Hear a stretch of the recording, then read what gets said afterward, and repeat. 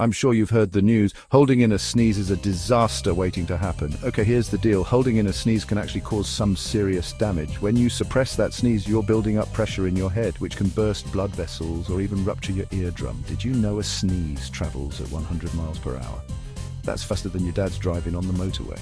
So when you feel one coming, let it out, but cover your mouth, please. Speaking of sneezes, here's a fun fact. The world record for the loudest sneeze is a whopping 176 decibels, louder than a jet engine. Imagine hearing that in the middle of the night, so next time you feel a sneeze brewing, don't hold back. Sneeze safely and save your ears from a world of hurt. And who knows, you might just set your own record. Stay sneezy, my friends.